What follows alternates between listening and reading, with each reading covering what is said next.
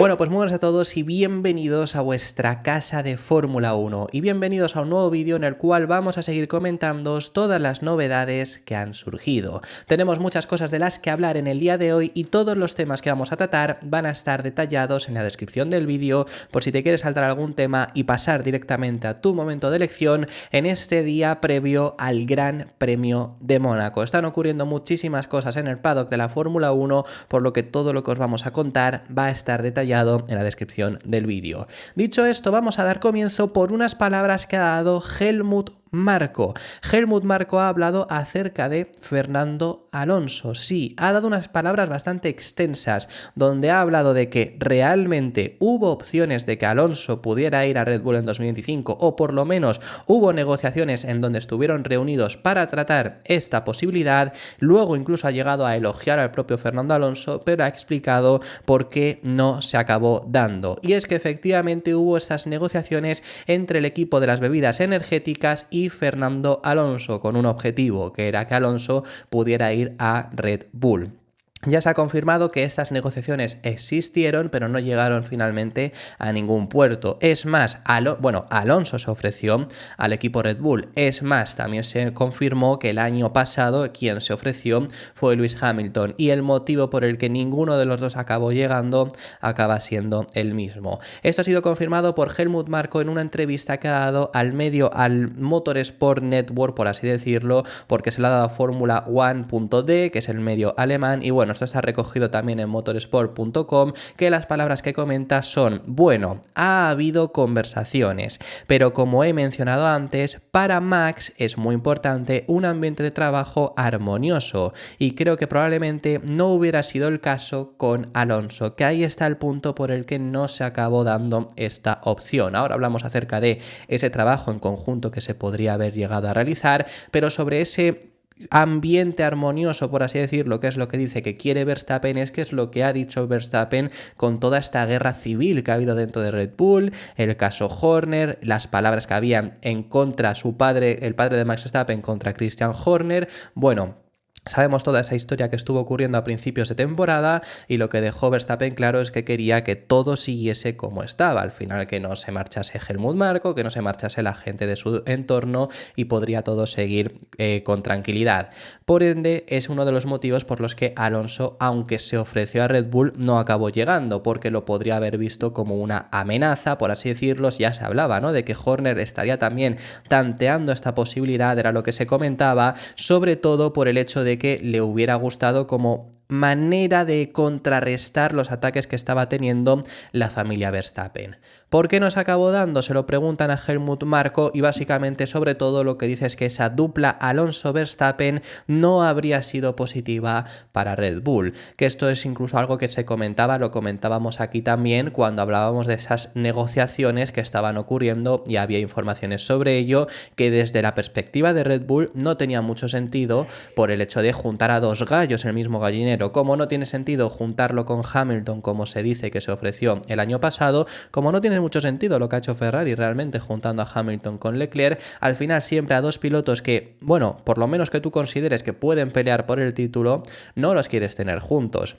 Sobre todo porque es que al final puede ser perjudicial para ti. El último caso que tuvimos en la Fórmula 1 fue Hamilton y Rosberg, donde no fue perjudicial en sí para Mercedes, porque si no quedó primero, quedó segundo el otro piloto de Mercedes en esos años, pero porque tenían un dominio aplastante. La última vez que hubo esa tensión dentro de un equipo e incluso salieron perjudicados fue McLaren, ya no por el Mundial de Constructores, que lo ganaron, pero se lo quitaron por el Spygate, pero sobre todo el Mundial de Pilotos.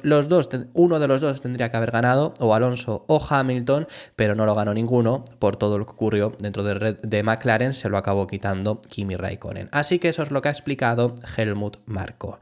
No, creo que sería muy difícil para un equipo, se habla aquí, le habían preguntado acerca de juntar tanto a Alonso como a Verstappen. Alonso sería el campeón del mundo más veterano del equipo y Max el más joven, y son generaciones de diferencia. No creo que Alonso haga carreras de sim racing o se suba a un simulador en un avión justo después de un gran premio. Así que son dos personalidades opuestas, ambos muy buenos pilotos y también personalidades, pero cuando se trata de ver quién es más rápido, ninguno de los dos es muy modesto.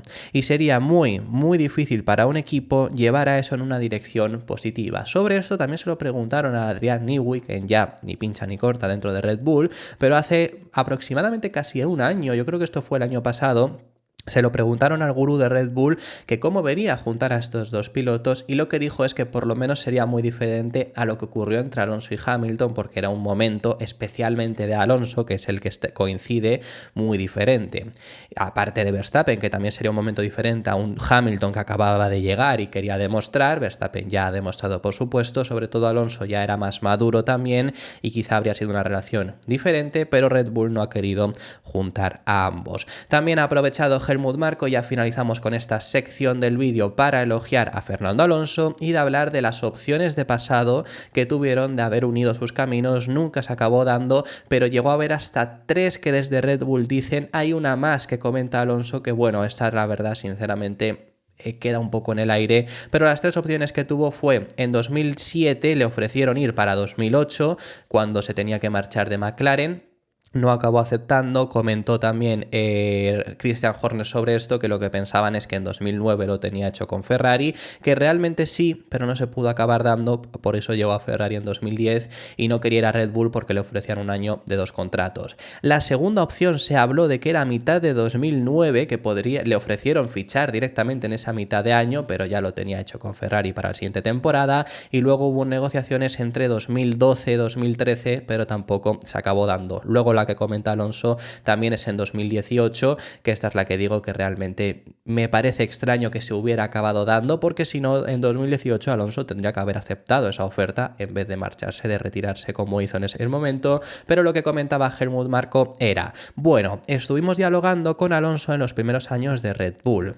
No creo que él pensara que éramos capaces de fabricar coches que pudieran competir por ganar mundiales, y eso no acabó saliendo. No se puede conseguir todo en la vida, pero está claro que depende de la personalidad del piloto y una vez más me quito el sombrero ante él por el increíble rendimiento que sigue ofreciendo a pesar de su edad. Que también Marko es una persona que bloqueó en alguna ocasión, sobre todo esa opción de 2012-2013 que estuvieron ahí negociando, se dice que fue Marko quien quiso bloquearlo para prevalecer la estructura que ya tenían dentro de Red Bull, así que está muy bien recibir estos elogios. Vamos a hablar también acerca del futuro de Carlos Sainz porque en Sky Sports han confirmado las informaciones que ya estaban surgiendo recientemente con respecto a Mercedes y que esto, por supuesto, frena el futuro de Carlos Sainz o una de las opciones que tenía. Se complica un poco porque efectivamente, esto lo comenta Craig Slater, Mercedes no le tiene en su lista.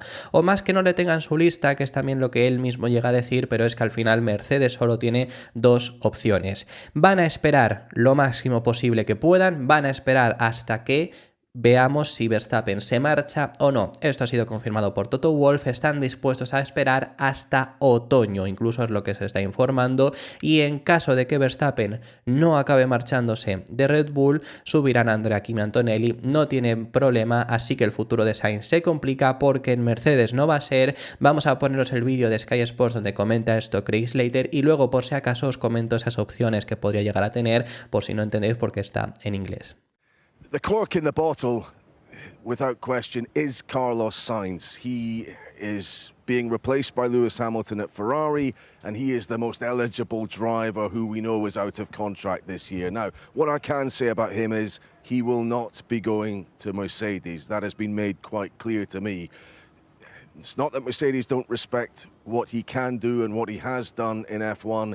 It's just that they want to take their time over their driver appointment. They are waiting on either Max Verstappen if he becomes available, and if he isn't, then Kimi Antonelli, the young Italian who turns 18 in August, is in position A to take that seat. So Carlos Sainz understands this, that Mercedes are not going to take a decision within a time frame that suits him. Sainz's eyes, without question, and those of his representatives, are on that Red Bull seat, that second Red Bull seat, most likely alongside Max Verstappen. And what I understand about his potential for going there is that it's been hot and cold. The prospects have risen and fallen for him and his representatives as they've held discussions with Red Bull over these past weeks. However, if Sergio Perez can maintain his early season form and prove that what happened at Imola is only a blip, then maybe he is in the best place to stay there. He has been conspicuously loyal and supportive to Christian Horner, and Sainz's team have been now referred to Christian Horner in terms of negotiating eligibility for that seat rather than Dr. Helmut Marko. So let's see how that one pans out. But my understanding is that Carlos Sainz, given all of that, is perhaps now heading towards taking that big money offer at Sauber Audi. It's going to be Audi from 2026. It's maybe a team that won't be able to fight for victories next year, maybe not even the year after, but they are investing heavily there. So maybe Sainz might sign on the dotted line with them with maybe 1 or 2 performance-related clauses inserted, so that if another better seat or a seat that lets him have the opportunity to win becomes available, he can trigger an exit clause and leave. Por si acaso, básicamente la información que nos comentan de Sky Sports es que las opciones que tiene es Audi, que está tratando de conseguir él y en su entorno las negociaciones con Red Bull que están ocurriendo, pero que la opción que acaba teniendo es Audi, porque sobre todo desde el equipo Red Bull quien quiere que renueve es Sergio Pérez, y es lo siguiente que os vamos a comentar en este vídeo, porque después de muchas críticas que ha estado recibiendo el piloto mexicano, que es por ahora quien no tiene firmado su continuidad dentro de Red Bull, ha estado recibiendo muchas críticas después de Imola por tener un mal resultado. Han comentado desde Red Bull que no va a depender su futuro de lo que ocurrió el pasado fin de semana en el Gran Premio de la Emilia-Romagna. Esto comentándolo también con esa información que da Craig Slater, hablan de que desde luego la lealtad que Checo Pérez ha mostrado a Red Bull durante estos años, y especialmente a Christian Horner en el momento tan duro que pasó durante esta misma temporada, ha ayudado por supuesto a conseguir esta renovación. Aún así, desde la pretemporada ya dejaron claro tanto Horner como Marko que si Checo rendía bien iba a conseguir esa renovación, y es básicamente lo que también ha comentado Christian Horner, que pese a un mal resultado, estamos en un año de 24 carreras y si sigue rindiendo como había rendido las 7 anteriores va a poder obtener su renovación. Es un calendario de 24 carreras y ha tenido un gran comienzo. Su planteamiento ha sido muy bueno y ha cambiado un poco su enfoque. El resultado lo dictó la clasificación. En el momento que sea adecuado para nosotros, tomaremos decisiones sobre futuro. Y Checo es siempre un tipo muy sencillo con el que tratar, así que no espero que sea un problema. Lo único aquí, comentároslo con la información que dábamos ayer también, Checo está pidiendo 2 años de contrato, algo que por supuesto es lógico, quieres tener esos 2 años asegurados, mientras que Red Bull por ahora lo que se informa es que solo le ofrece 1, así que veremos cómo siguen estas negociaciones. Para finalizar, hablando acerca del mercado de fichajes, os tenemos que hablar acerca de un Esteban Ocon que sigue buscando opciones fuera de Alpine, parece que no se quiere quedar en la estructura francesa y ahora se vende a Mercedes. El problema es que Mercedes no tiene interés en Esteban Ocon, pero es lo que está utilizando también como negociación, recordando que es piloto todavía de Mercedes, que todavía sigue perteneciendo a la estructura de Mercedes, le siguen llevando, por así decirlo, su carrera. Ahora bien, desde luego que por mucho que el Liga lleva diciéndolo desde que se marchó Hamilton, no tiene ni una opción en Mercedes. Esto debe ser una estrategia para o conseguir un mejor contrato en Alpine si se acaba teniendo que quedar en Enstone, o recientemente han salido informaciones de que hasta incluso ha comenzado negociaciones con Haas. Anteriormente ya se le ponía en uno de los listados de Audi si no llegaba Carlos Sainz, así que esto le puede venirle bien el hecho de recordar que es piloto Mercedes y que puede llegar a tener una opción ahí. Personalmente no creo que se acabe dando. En mi mente sigo siendo un piloto junior de Mercedes. En el lado de la gestión no ha cambiado desde 2015, que es cuando se une al equipo de Mercedes. Estamos discutiendo mucho y decidiremos qué es lo mejor para mi futuro. Ya lo veremos, no creo que ese sea el tema por ahora.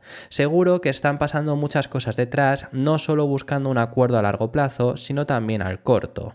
En Fórmula 1 las cosas pueden cambiar rápidamente, pero lo importante es asegurarse lo antes posible. Es un objetivo claro para mí, como siempre. No quiero pagar el precio por segunda vez, ahora os cuento esta historia, como hubo al final de 2018, que no fue un buen recuerdo y no fue por razones de rendimiento. Creo que estoy haciendo un buen trabajo de nuevo ese año y durante los años que he estado en la Fórmula 1, así que me merezco tener un lugar en Fórmula 1. Ya veremos, de momento mi cabeza está metida de lleno en este equipo, está totalmente dedicada. Llevo años en el proyecto y eso está muy claro, pero en la Fórmula 1 es un lado bastante oscuro y no el que más me ha gustado. Así que cuanto antes se haga, mejor. Sobre lo que comenta, y es entendible también esa preocupación que puede tener a futuro, es que Esteban Ocon en 2018 formaba parte del equipo Force India y en esa temporada compró el equipo Force India Lawrence Stroll.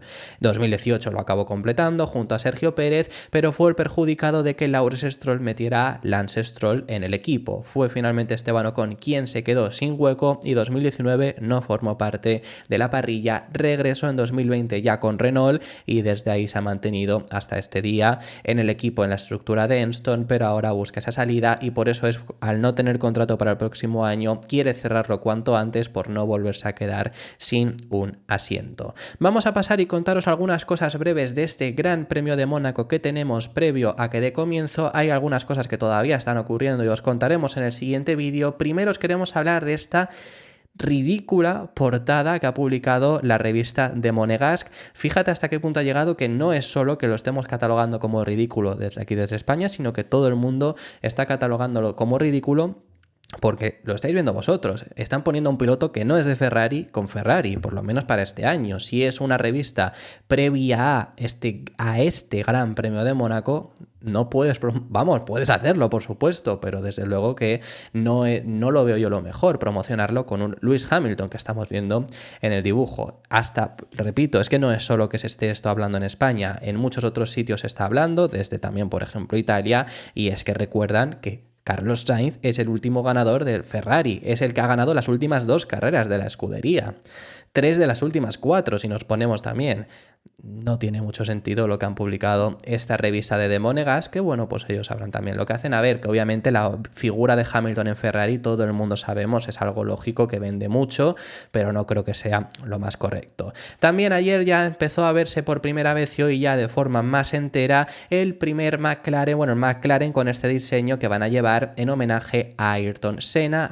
Él fue desvelado ya de forma personal, quiero decir, en la vida real, porque una cosa son los renders o incluso aunque no sea renders, fotografías de estudio, y otra cosa es ya verlo de forma real, un coche con la tonalidad que puede llegar a verse en la vida real. Esto sobre todo es interesante porque había algunas dudas de el amarillo, ¿es el amarillo de Senna o es un amarillo anaranjado, por así decirlo, para acercarse un poco al papaya de McLaren? Ahora mismo parece que desde luego es amarillo de Senna como era anteriormente, y también se han podido ver a los propios pilotos que van a llevar monos especiales, eso lo enseñamos ayer. También hay un polo especial bastante, y merchandising básicamente especial para este fin de semana, que la verdad que está bastante bien, bastantes bonitos, y bueno, pues este homenaje que está haciendo McLaren, que sí que es verdad, lo vi ayer también por redes sociales alguna gente ponerlo y estoy bastante de acuerdo de que está muy bien hacerlo en Mónaco, tienes que hacerlo en Mónaco sobre todo para Ayrton Senna, pero habiendo tenido el fin de semana anterior el Gran Premio de Imola en ese 30º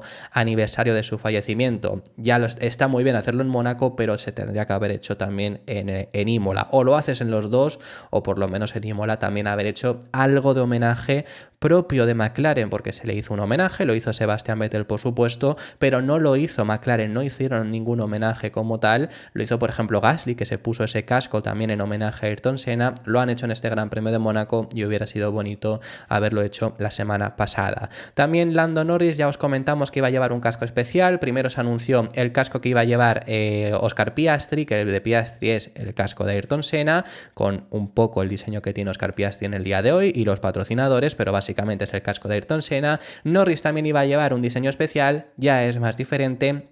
Es al final siguiendo el diseño del casco de hoy en día de Lando Norris, que personalmente no me parece muy extraño, pero este casco, bueno, está bastante bien sinceramente con esos colores de Ayrton Senna y sobre todo para cuadrar con el coche, ¿no? Con el coche nuevo que va a llevar, el diseño que van a llevar este fin de semana, pues tenía que hacerlo un poco, ya prometió que iba a hacer ese casco y efectivamente este es el que le vamos a ver a Lando Norris utilizar este fin de semana. Un Lando Norris que también ha hablado acerca de las expectativas que tiene este fin de semana porque realmente hay mucha gente debatiendo qué equipo estará mejor que otro. Yo os hice mi predicción ayer, por si queréis verla la tenéis en el canal, pero hay mucho debate, ¿no? ¿Qué equipo rendirá mejor y qué equipo rendirá peor en este fin de semana? Y McLaren a priori, y recalco este a priori, no es el circuito que mejor se les adapte. ¿Por qué recalco tanto el a priori? Porque, por ejemplo, China tampoco y Norris hizo segundo.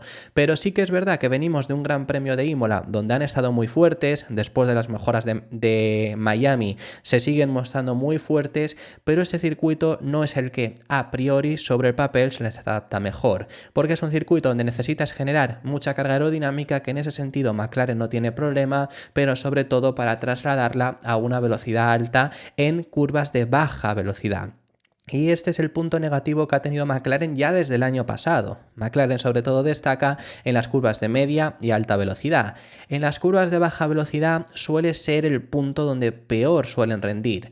Para poneros un ejemplo, con el año pasado podríamos utilizar Singapur, pero es que ahí Norris hizo segundo, pero sí que, y por eso ahora vamos a ver que Norris es optimista para este circuito. Pero bueno, básicamente ese es el punto más negativo que suelen tener. Lo va a comentar también en las palabras que vamos a escuchar ahora de Norris, que habla incluso él de que en Imola el punto donde más tiempo perdía frente a Verstappen era en la curva 14 y 15, que es la variante alta, que es la chicane del circuito y que es donde menor velocidad cogían en todo el circuito.